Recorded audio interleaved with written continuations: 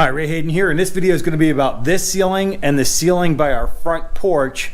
But before I get there, I want to remind everybody, don't forget to give me that thumbs up, like the video, drop a comment below, make sure you let me know you came by to say hi, and if you haven't already done so, please subscribe to the channel. I greatly appreciate the growth on the network, and it's kind of vital to my success long term with YouTube. Let's take a look at this ceiling here. It's been cleaned, patched, sanded, patched, sanded, patched, sanded, patched and sanded, and then primed. It needs some more patching and sanding. So what I want to point out here, you'll notice there's little dots. Maybe you'll see them on there. There's some little dots up there. Those are maybe little bugs or something like that, and that's fine. They just brush them off or whatever and clean them up real easy. But because they go up there to get, I don't know, they just hang out on the ceiling and pass on. And there's some little marks and stuff like that. They're easy to clean and everything else. This is a very cleanable paint. In fact, this is the primer Kills 2. It's K-I-L-Z and the number 2. Now, I don't get compensated in any way, shape, or form for all that. That's just what I used. So it's Kills 2. There's a round electrical box cover up there. There used to be a fan up there. This fan that was out back got all rusty. It was a white fan, metallic. It got rusty and it had a whole bunch of bugs living in it. Or actually, they were no longer living, but there was a whole bunch of former bug colonies up in there. So that fan had to go. And it took me a little while to get rid of it, but it's gone now. We evicted all those old colonies of bugs. But this is the other thing I want to point out here. Is this line above my head up here, that's a tape line. And the tape line is a joint tape, thing. And it was paper.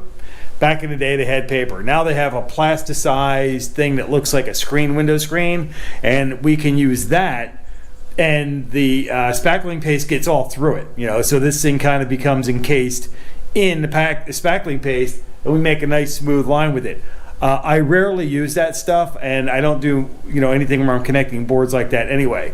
And but when I do use that stuff, I use that stuff. It looks like a screen. I'll show you that when I show you the thing that I sand with.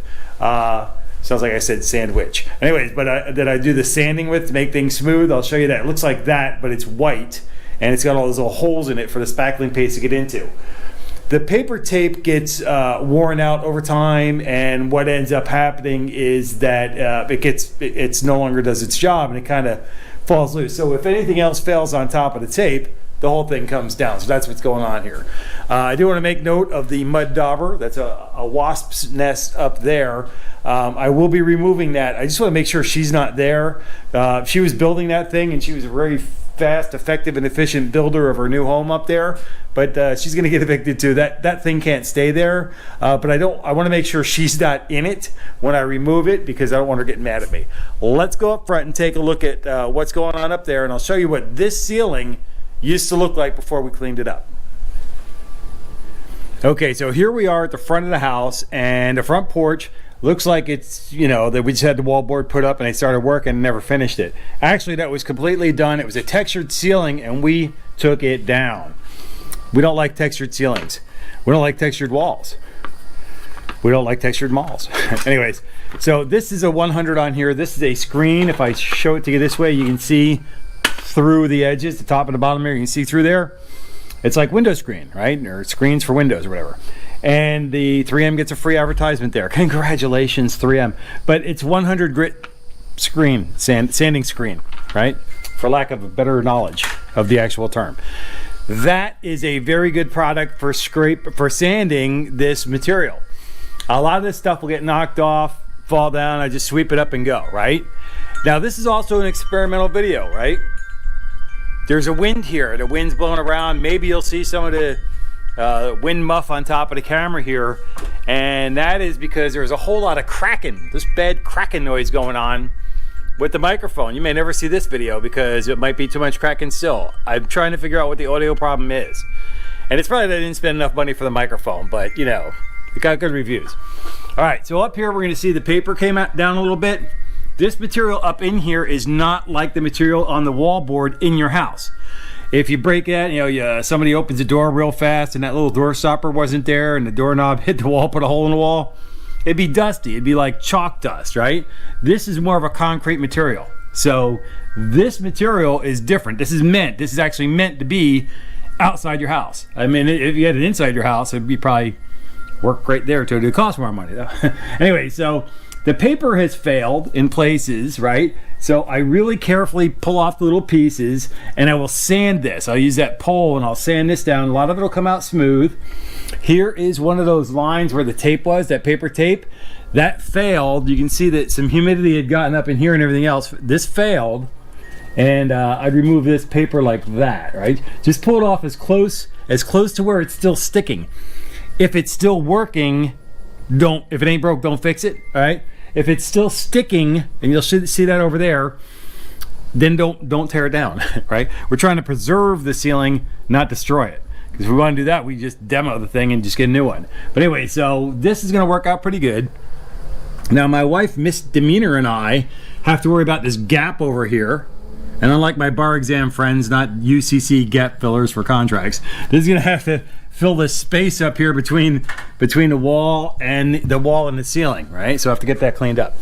All right, so let's go take a look at this. Here is a line up here. You see these lines up here behind me. That's tape line. You see the line is the two boards where they're not really touching that well. And you get creative on these too. You know, if you have wall board and you're just like, man, I got to fix this up, but I don't have the perfect size pieces. Piece them together. You're gonna get them all taped up, spackled up, smoothed out, and they put a textured ceiling on it, so it really didn't matter anyway. But all you do is clean this up, get everything fitting in there all right and everything else. Sand it, patch it, sand it, patch, sand it, patch, sand it, patch. Come back again and finish it off. Make it nice and smooth. Prime it a couple of times. Hey, nobody's business, right? Just moving along. There's a hole up here. That little hole right there, that screw, that lonely screw, is at the very edge of a board into the rafter, I guess, the board above, because I can actually see the board above. So anyways, but if you look at this line here, the one that's running that way, the tape is holding on. There's a part where it's holding on, it didn't fail. If it is a strong hole, I'll get up there and I'll like pull on a little bit. I'll do a pressure, like a pull test kind of thing. And if it's on there well enough, if it's on there good enough, I'm gonna leave it alone. I'm not gonna mess with it, I'll leave it alone. And it can stay there. But if it starts cracking, if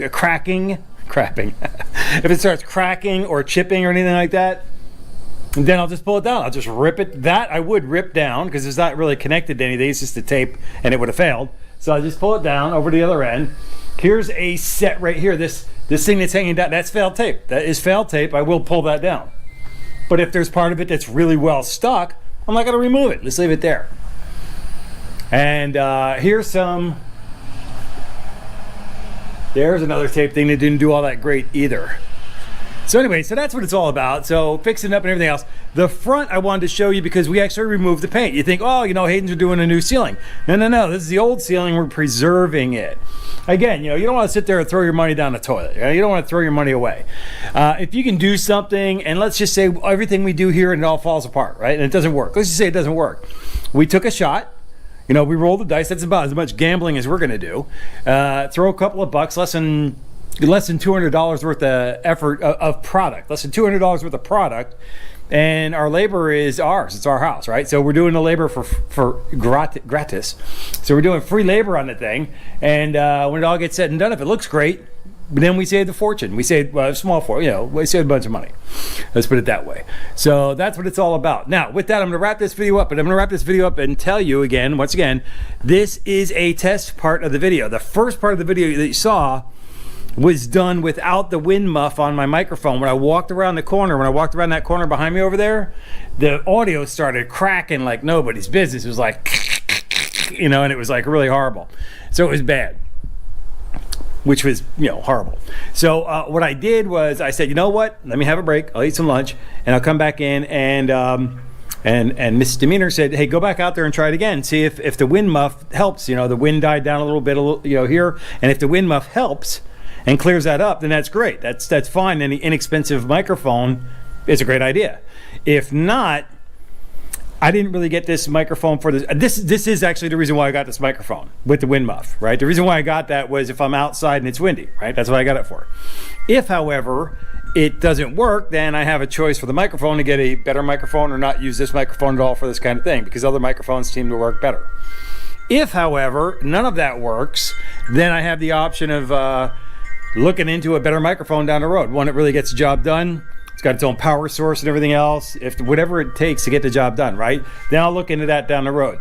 I'm going to make a video about this setup that I have. It's a GoPro Hero 8, and the reason why I got that one was they finally had everything I needed it to have, and the biggest thing was the external microphone. That was the big deal. That was the killer for me. If it didn't have the external microphone and a couple of other options, then I never would have got a GoPro. But this one here, the GoPro 8 came out with, finally had everything I needed for my videos, right? So we'll see if this works. I'll be experimenting with it, and I'm going to make a video of the rig that I've created for this. Other people have created almost the same kind of rig, but there's always something missing, right? So I'll go in through this and show you what it is that I have, what I did, how I did it, and discuss why I did it this way. But for now, the sealing is to begin. I'm going to grab that sander there behind me, and I'm going to start sanding here before I lose all my daylight. And then after I check this video, I'll be back out here sanding. And again, don't forget to give me that thumbs up, like this video. Make that comment below. Let me know you came by to say hi. And don't forget to hit the subscribe. If you haven't already done so, hit that subscribe button. Help me out on the network. I greatly appreciate the growth on the network. And it's vital to my continued growth on YouTube. And I greatly appreciate that. Until I catch you in the next video, take care and be well.